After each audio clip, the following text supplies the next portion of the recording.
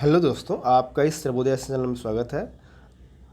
मैं नीतीश कुमार, आपका गाइड। आज हमारा है 22 अगस्त 2022। तो 22 अगस्त 2022 के बारे में जो भी हमारे महत्वपूर्ण टॉपिक है उस पर मैं डिस्कस करूँगा। ये जो वीडियो हमारा है, ये हमारा जो भी आगामी जो एग्ज़ाम है, यूपी पीसीएस, बिहार पीसीएस का मेंस या आईएएस का मेंस हो या इसका इंटरव्यू हो, सारे एग्जाम के पॉइंट ऑफ व्यू से बहुत ही इंपॉर्टेंट पर मैं डिस्कस करूँगा। जो भी टॉपिक होगा पीटी के स्तर पर या मेंस के या इंटरव्यू के स्तर पर। जो भी लोग हमारे चैनल में नए जुड़े हैं उनसे मैं ये रिक्वेस्ट है कि आप इसको लाइक करें, शेयर करें और सब्सक्राइब जरूर करें, ताकि जो भी आगे आने वाली जो नोटिफिकेशन है आपको आसानी से मिल सके। और जो लोग पुराने लोग हैं, जो तैयारी लगातार डेली जुड़ रहे हैं, इसको दिख रहे हैं, उनसे भी मैं ये रिक्वेस्ट करूँगा कि कृपया आप इस वीडियो को शेयर करें और सब्सक्राइब करें, ताकि जो भी लोग प्रिपरेशन कर रहे हैं उनको फ़ायदा मिल सके इस चीज़ों को। तो मैं स्टार्ट करता हूँ आज का जो हमारा सेशन है। और मैं ये भी बताना चाहूँगा कि हमारा चैनल पे जो सर्वोदय का जो चैनल है, बहुत जल्दी हमारी पीटी की बैच स्टार्ट होने जा रही है 25 अगस्त से। और just history optional, geography optional का भी क्लास स्टार्ट होगी। जो भी लोग करना चाहते हैं हमारे दिए गए कमेंट बॉक्स में या वहाँ पे ग्रुप जो टेलीग्राम का ग्रुप पे भी आप ज्वाइन कर सकते हैं। ठीक है, पे या नंबर रहेगा, उस पर आप कॉल कर सकते हैं या मैसेज भी कर सकते हैं, व्हाट्सएप भी है। ठीक है, जिनको भी करना हो क्लास, तो मैं ये जरूरी सूचना था। चलिए हम अपना सेशन स्टार्ट करते हैं। आज का जो पहला टॉपिक है क्या, तो क्या है, तो टूलकिट मॉडल की जांच की दिशा में बढ़ रही सीबीआई। आखिर टूलकिट मॉडल के बारे में क्या है, तो मैं उसके बारे में विवरण कर देता हूँ कि दिल्ली शराब लाइसेंस घोटाले की प्रारंभिक जांच है टूलकिट मॉड्यूल पर केंद्रित है। टूलकिट एक मॉड्यूल है। ठीक है, जांच के दायरे में एक दर्जन से अधिक स्टैंड अप कॉमेडियन, हैदराबाद से जुड़े शराब के थोक और खुदरा व्यापारियों का एक समूह और मुंबई के एक पत्ते वाली एयरपोर्ट कॉरपोरेट संस्थाएं भी हैं। साथ ही वैश्विक और घरेलू शराब निर्माताओं की कुछ सेवारत और पूर्व अधिकारी, इंटरनेट मीडिया को प्रभावित करने वाले लोग, जो घुड़दौड़, सट्टेबाजी और ऑनलाइन गेमिंग में लगे व्यक्ति और कंपनियां भी जांच के दायरे में है। चीन ने समझौतों का सम्मान नहीं किया। ठीक है, अगर बात करें तो हमारा जो विदेश मंत्री हैं भारत के, जयशंकर जयशंकर, उन्होंने कहा है कि चीन ने दोनों देशों के बीच हुए सीमा समझौतों की अवहेलना किया है। लिहाजा दोनों देशों के रिश्ते बेहद कठिन दौर से गुजर रहे हैं और गलवान घाटी में हुए संघर्ष का असर भी संबंधों पर पड़ रहा है। उन्हें कहा कि अस्थायी संबंध एक तरफा नहीं हो सकते हैं, इनमें परस्पर सम्मान होना चाहिए। चीन समर्थित हैकर जो हैं भारत समेत कई देशों में जासूसी कर रहा है। इसके बारे में यह है कि चीन सरकार कथित रूप से समर्थित एक हैकिंग समूह वैश्विक भर में सरकारों, गैर सरकारी संगठनों, एनजीओ, समाचार पत्र, पत्रिकाओं और थिंक टैंकों को निशाना बना रहा है। इनमें भारत का नेशनल इंफॉर्मेटिक्स सेंटर मतलब निक भी शामिल है। 30 MQ-9B ड्रोन से ड्रैगन पर होगी नज़र। मतलब अमेरिका से 30 MQ-9B प्रीडेटर सशस्त्र ड्रोन खरीदने के लिए वार्ता अंतिम चरण में है। $3 अरब से अधिक की लागत से यह ड्रोन का उद्देश्य है कि चीन से लगती वास्तविक नियंत्रण रेखा मतलब LAC जो है रेखा और हिंद महासागर में निगरानी और सतर्कता को बढ़ाना है। यह ड्रोन उसी MQ-9 रीपर का एक प्रकार है। इसका उद्देश्य है कि अमेरिका ने गत माह काबुल में अलकायदा सरगना ऐमान अल जवाहिरी पर हेलफायर मिसाइल के संशोधित संस्करण में दागने में किया था। इसकी विशेषता क्या है, तो ये रिमोट जो संचालित ड्रोन के हैं 2 संस्करण, स्काई गार्जियन और सी गार्जियन। इस एक बार में 35 घंटे उड़ान भरने में सक्षम है। सिग्नल इंटेलिजेंस व कम्युनिकेशन इंटेलिजेंस सिस्टम से लैस है। 4 हेलफायर मिसाइलें और 450 किलोग्राम के बम किए जा सकते हैं तैनात। खुफिया जानकारी जुटाने के साथ ही दुश्मन के ठिकानों को नष्ट करने में सक्षम है। एक और है, ऊंचाई वाले क्षेत्रों की निगरानी के लिए खास तौर पर किया गया है डिज़ाइन ये 30 MQ-9B ड्रोन। ये यहाँ पे हमारा पर्यावरण से भी रिलेटेड है कि हमारे जो पर्यावरण, दिल्ली NCR में पर्यावरण भी एक बहुत बड़ा मुद्दा बना हुआ है। तो वहाँ पे एक रूल नियम लगाया गया है कि वहाँ पे जो है प्रदूषण को रोकथाम करने के लिए कुछ रूल नियम लगाया गया है। दिल्ली NCR में वायु प्रदूषण की रोकथाम के लिए अब केवल सरकारी विभाग और एजेंसियां ही काम नहीं करेगी, बल्कि आमजन भी, तो आम पब्लिक को भी पर्यावरण की प्रभावी भूमिका निभाना पड़ेगा।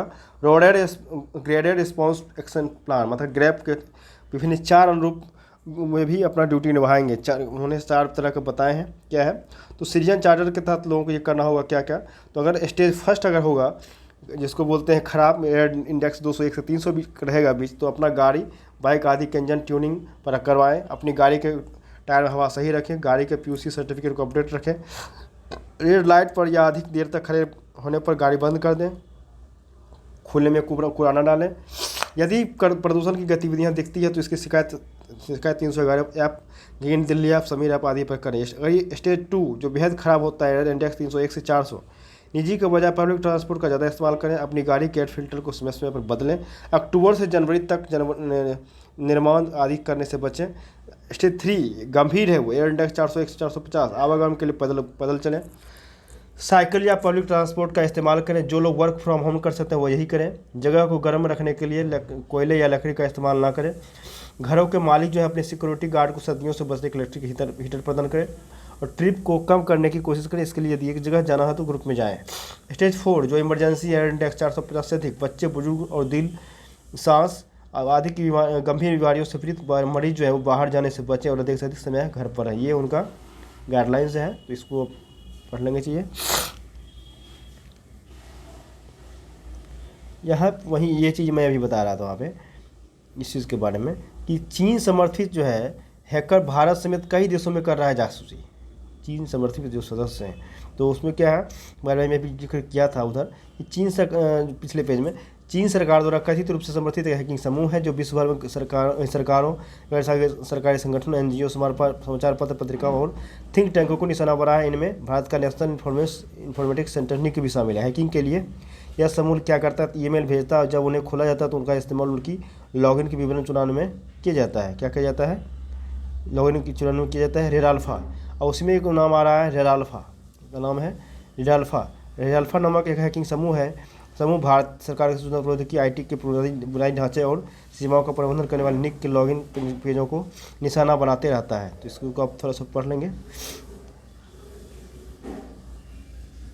आगे यहाँ पे हमारा भारी वर्षा से रिलेटेड है, ये हिमाचल प्रदेश का है, चीज़ें देख लेंगे चाहिए।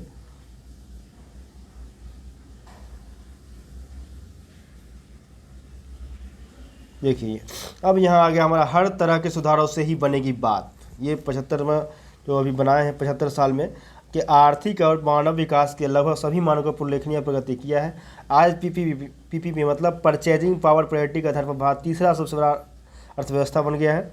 5 प्रण जो प्रधानमंत्री ने बताया तो उसका मतलब है 5 प्रणों में पहला है भारत को विकसित राष्ट्र बनाना। इसके लिए हमें समझना होगा कि विकसित राष्ट्र किसे कहते हैं। अभी वर्ल्ड बैंक देशों को उनकी आय के हिसाब से 4 श्रेणियों में बांटता है, निम्न आय वाले, निम्न मध्य आय वाले, उच्च मध्यम आय और उच्च आय श्रेणी।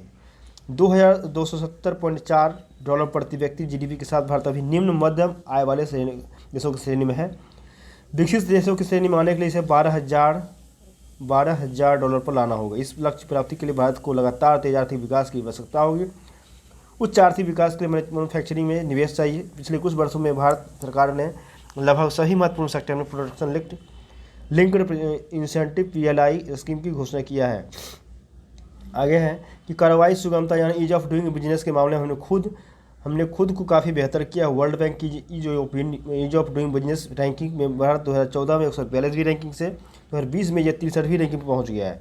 लेकिन इन्फोर्समेंट ऑफ कॉन्ट्रैक्ट यानी निबंधों के परिवर्तन के मानक पर हम अभी भी 163वें स्थान पर हैं। ऐसे मामलों में न्यायपालिका की अच्छी खासी भूमिका देखने को मिलती है। भारत में हर सुधार को संदेश की दृष्टि से देखा जाता है, बात चाहे कृषि सुधारों की हो या श्रम सुधारों की, वो न्यायिक सुधारों की। स्थिति जब सब जगह समान है, समान सुधार हमेशा यथास्थिति को चुनौती देती है और इसलिए इस पर कदम बढ़ाना मुश्किल होता है। अगले 25 वर्ष में सालों में हमें स्वास्थ्य एवं शिक्षा क्षेत्र में उल्लेखनीय निवेश की आवश्यकता होगी। भारत को श्रम क्षेत्र में कौशल की कमी को दूर करने का पर ही फोकस करना होगा और हमें क्या करना पड़ेगा कि पश्चिम का अंधानुकरण नहीं करना चाहिए। भारत को अपनी राह बनानी होगी और हमने इसकी शुरुआत कर दिया है। हमें भारतीयों की समृद्धि के लिए गए फैसलों पर पश्चिम का मोहर का इंतजार नहीं करना चाहिए।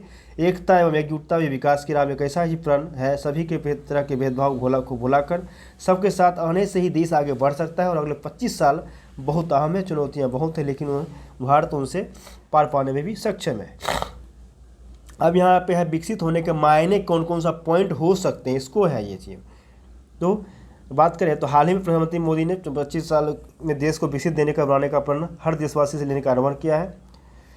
तो उनमें से कहा जा रहा है कि ये आखिरकार विकासशील और विकसित राष्ट्र कहते किसे हैं। हम यहाँ अभी हम कहाँ खड़े हैं और आगे क्या क्या है। तो अगर बात करें ये विशेषता कौन कौन है, तो ऊंची जीडीपी बताएं, यहाँ पर मैंने टिक किया है, क्या है, ऊंची जीडीपी और ज़्यादा प्रति व्यक्ति आय, मानव विकास, सूचकांक में अच्छी स्थिति, अर्थव्यवस्था में इंडस्ट्री से ज़्यादा सर्विस सेक्टर का योगदान, उन्नत इंफ्रास्ट्रक्चर और शिक्षा एवं स्वास्थ्य की अच्छी व्यवस्था, ये सब सारे हैं।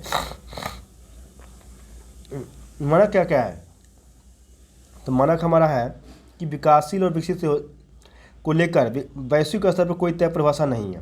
हालांकि अलग अलग मानकों पर किसी देश की आर्थिक स्थिति को उसे विकासशील या विकसित श्रेणी के अंतर्गत बनती है। मुख्यतः विकासशील देश में स्वास्थ्य, शिक्षा और परिवहन की उन्नत व्यवस्था होती है, जबकि जनता समृद्ध होती है। आगे अगर बात करें प्रति व्यक्ति आय के निर्धारण के, अगर संयुक्त राष्ट्र ने प्रति व्यक्ति आय के आधार पर देशों को कम आय, निम्न मध्यम आय, उच्च मध्यम आय की श्रेणी में रखा गया है। $1085 से कम आय होने पर निम्न आय वाला देश, ठीक है, और $2100 आय के साथ भारत निम्न मध्यम श्रेणी में है बना हुआ।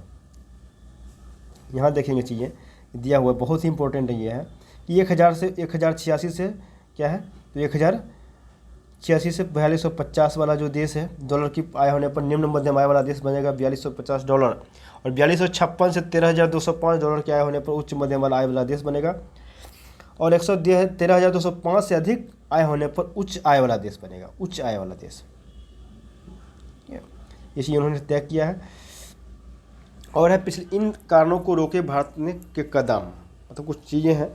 तो गुलामी का दंश, भारत क्या हुआ है, तो 2 सदी से ब्रिटिश भारत के लिए सबसे आंदोलन चुनने वाला रहा है। और ब्रिटिश भारतीय अर्थशास्त्री में एगस मेडिसन ने अपनी रिपोर्ट में कहा था कि वर्ष 1700 में वैश्विक अर्थव्यवस्था में भारत की हिस्सेदारी 24.4% थी, जो 1950 में 4.2% रह गया है। बहुत सी जानकारी ये भी कहते हैं रेल या अन्य सुविधाएं जिन्हें भारत के विकास में ब्रिटिश शासन का योगदान कहा जाता है, असल उन्हें इनसे सिर्फ और सिर्फ ब्रिटेन को ही लूटने में मदद मिली। आज़ादी के बाद क्या हुआ चूक, आज़ादी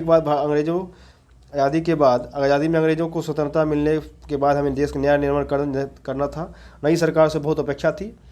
भ्रष्टाचार का घून प्रारंभ से ही व्यवस्था में लग गया था। टेक्नोलॉजी को अपनाने में हम पीछे रहे और तेज़ी से बढ़ती जनसंख्या से समस्या से विकराल कर दिया, और बड़ी आबादी अभी भी कृषि पर निर्भर है। अर्थव्यवस्था में इंडस्ट्री एवं सर्विस सेक्टर का योगदान अपेक्षा के अनुरूप नहीं रहा है। देखेंगे यहाँ पर समावेशी हो विकास, क्या किसी लोकतंत्र में संतुलित विकास सामाजिक समरसता, पर्यावरण संतुलन, कल्याण, न्याय एवं समावेश को बढ़ाता है। भारत विकास की ऐसी यात्रा पर है, अगले 25 साल में किए गए हमारे प्रयास से समृद्ध इतिहास की नींव बनेंगे। सुधारों की दिशा में मौजूदा सरकार के प्रयास उल्लेखनीय रहा है और उद्योगों में विकास का इंजन बनने की क्षमता है। हमारे यहाँ सस्ता टेलीकॉम और इंटरनेट है। टेक्नोलॉजी के मामले में हम ऊँची छलांग लगा रहे हैं और हमारी जनसंख्या की विविधता ताकत है, हमारी ताकत है। खुद की करनी होगी पहचान, मतलब भारत का इतिहास कई उतार चढ़ाव से गुजरा है। यह उतार चढ़ाव उसके वर्तमान और अतीत में प्रदर्शित और प्रतिबिंबित होता रहा है। बात करें तो हम बार के ऐसे आर्थिक, सामाजिक और सांस्कृतिक हमलों के बाद खुद को भले ही खड़ा करते रहे, लेकिन हमारे अंतस में, हमारे मानस पटल पर गुलामी, पराधीनता का भाव किसी घाव की तरह उकरे उठा है। इसी घाव की टीस हमें गुलामी की मानसिकता से उबरने नहीं देती है। हम दुनिया के सबसे बड़े लोकतंत्र बन चुके हैं, लेकिन यह लोकतंत्र जिस ढांचे पर बुलंद आकार लेता जा रहा है वह कहीं ना कहीं हमें रोज़ गुलामी की मानसिकता की याद दिलाता है। भारत भाग्य विधाता, मतलब विस्मरण के विरुद्ध हम अपनी महान विरासत का स्मरण अत्यंत अर्थपूर्ण है। मतलब हमारी बौद्धिक, सांस्कृतिक और प्राकृतिक संपन्नता ने पूरे देश को सदैव आकर्षित किया है। पाणिनि के व्याकरण से लेकर वैदिक गणित, ज्योतिष, वेदों को औपनिषद ज्ञान और महान भक्ति काव्य तक सब हमारी विरासत है। आज हमारी राष्ट्रीय शिक्षा नीति ने मातृभाषाओं के विकास को प्रमुखता से रेखांकित किया है। तब यह जरूरी हो गया कि मातृभाषा और उनमें रचे गए साहित्य का संरक्षण किया जाए। एक भारत श्रेष्ठ भारत अभियान जो है उसके तहत विरासत को संरक्षित करने की आवश्यकता है। महाराणा प्रताप, शिवाजी महाराज, महारानी लक्ष्मीबाई जैसे माँ के कभी न भूले जा सकने वाले बेटे और बेटियों को पर विशेष रूप से केंद्रित करते हुए इतिहास का पुनर्लेखन आवश्यक है। राष्ट्र सर्वोपरि, मतलब प्रधानमंत्री मोदी ने अमृत काल में महत्वपूर्ण प्रण लेने के बाद एकता और एकजुटता लेने का आह्वान किया। साथ ही सदैव जेते के भाव का साथ समाज में सबका सम्मान करते हुए लैंगिक समानता स्थापित करते हुए राष्ट्र सर्वोपरि की भावना को राष्ट्र की एकता और एकजुटता के लिए अपरिहार्य बताया। भारत की समृद्ध संस्कृति ने आदिकाल से पूरे विश्व को प्रभावित किया है। सहिष्णुता, आपसी सहयोग, सार्वभौमिक स्वीकृति, विभिन्न पथ परंपराओं, रीति रिवाजों, पूजा पद्धतियों, लोक कलाओं तथा खान पान को अपनाने वाले जनमानस का सौहार्द और सामंजस्यपूर्ण अस्तित्व कि यही भारत की पहचान है। हमारे लिए भारत केवल देश या राष्ट्र ही नहीं बल्कि भारत माता है। वंदे मातरम वह मंत्र है जो भारत माता के हर सपूत में अपनी मातृभूमि के प्रति मर मिटने की प्रेरणा देता है। अतः आवश्यकता है कि समाज के हर व्यक्ति में राष्ट्रीय चरित्र का भाव हो।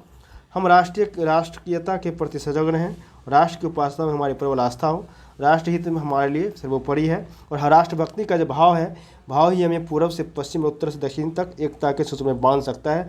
हम सभी को एकता और एकजुटता के बल पर आंतरिक भेदभाव को समाप्त करते हुए राष्ट्र की जो प्रगति है उसको हम लक्ष्य बनाकर एक समर्थ, सशक्त, आत्मनिर्भर एवं विकसित भारत के निर्माण में अपनी भूमिका निभाएंगे। ये भी पॉइंट हमारा है। सारे पॉइंट को नोट करने वाली बात है कि लास्ट में है अधिकारों के साथ कर्तव्य भी जरूरी है। मतलब विकसित भारत की राह में 5 प्रणों में से एक कर्तव्य का पालन भी है।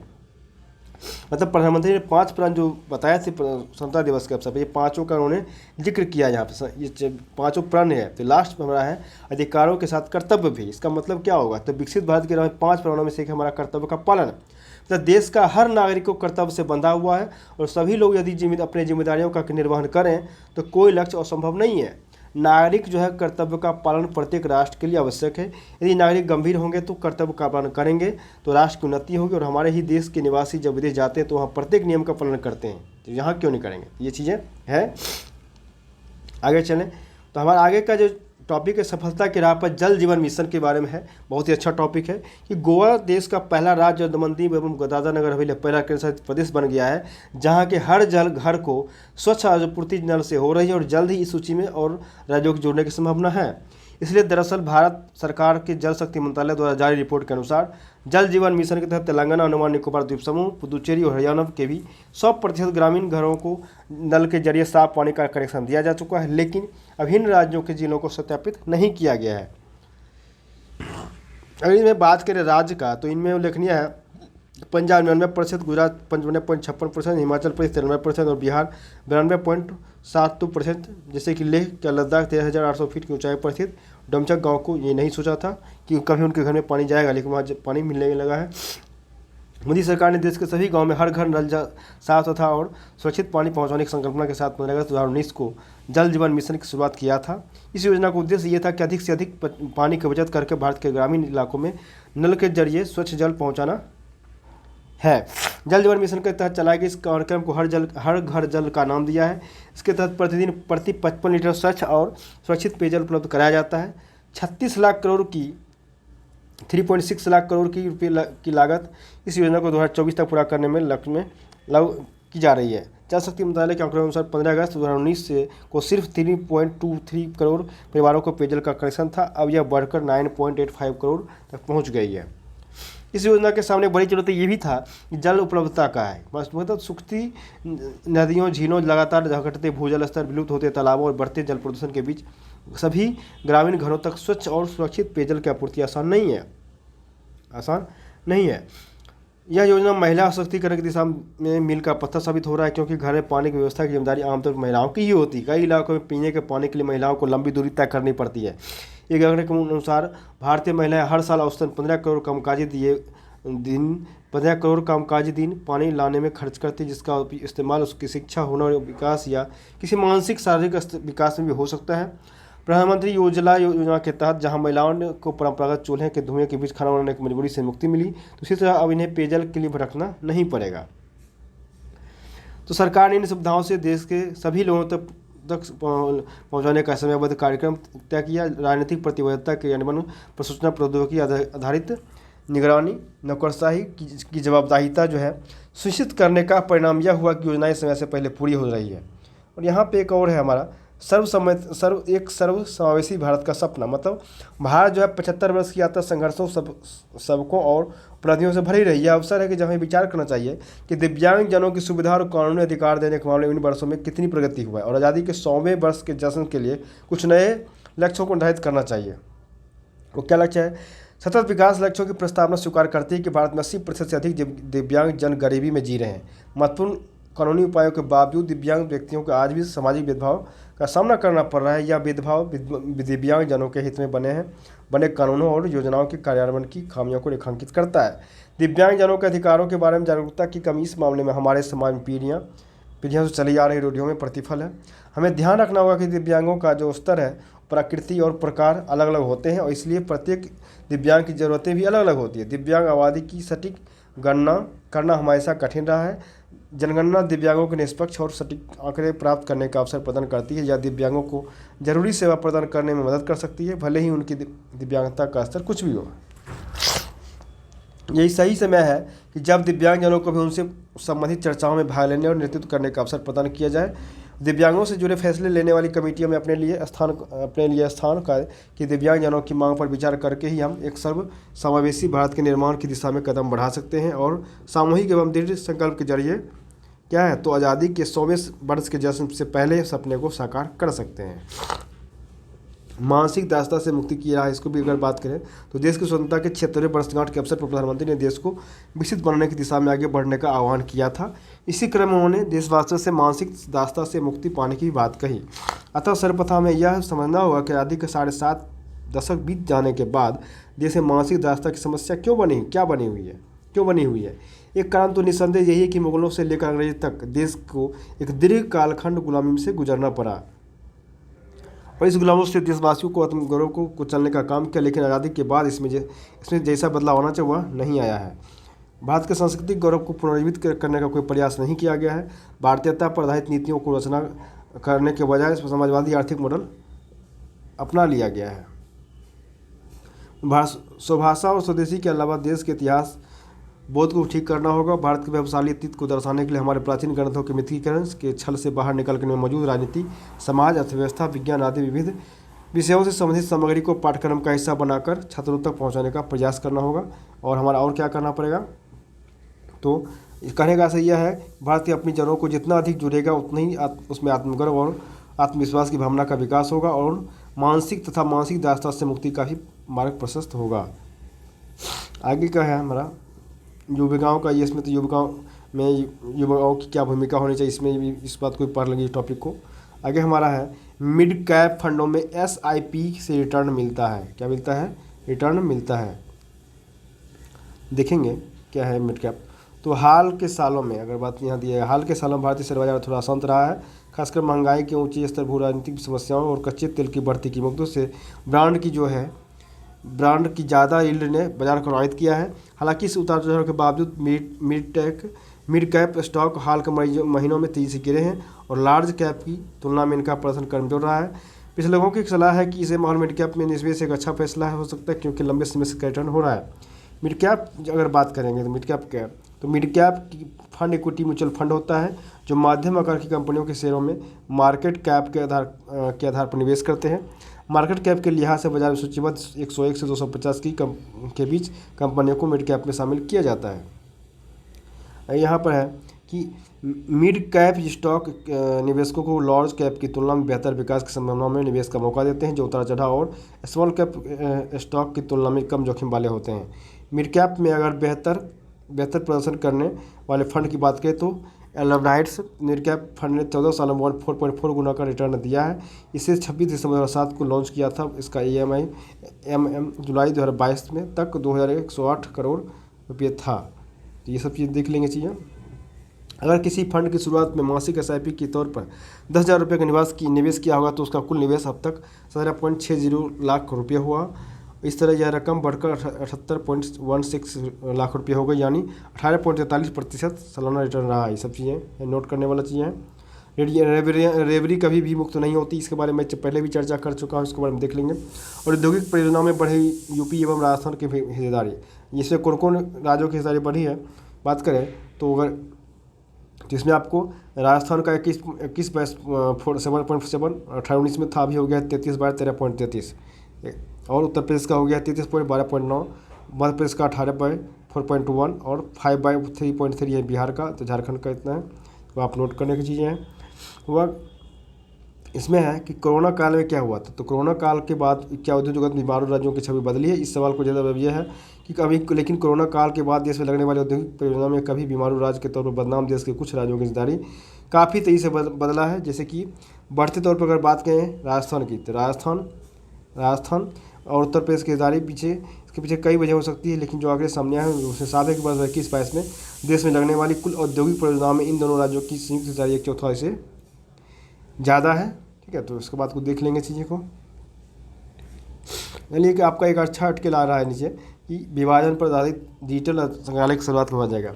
तब बंगाल की राजधानी कोलकाता में अगले सप्ताह देश के विभाजन पर आधारित एक डिजिटल संग्रहालय की शुरुआत होगा। इसमें भारत और बांग्लादेश के लोगों के बीच गहरे संबंधों को दर्शाने वाली कला और साहित्य की जगत की कृतियों को प्रदर्शित किया जाएगा। संग्रहालय में प्रदर्शित की जाने वाली कृतियाँ विभाजन की त्रासदी और उसके परिणामस्वरूप सीमा के दोनों ओर लोगों की को हुई परेशानियों और उनका पीड़ा को भी दर्शाएंगे। तो इस चीज़ को आप पढ़ लेंगे, चीज़ें नोट्स कर लेंगे जो पॉइंटर मैंने बताए हैं।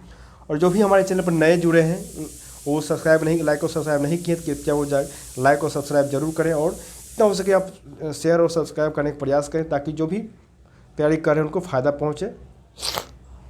चलिए तो फिर हम लोग कल मिलते हैं। चलिए ठीक है, तो तब तक के लिए बहुत बहुत धन्यवाद।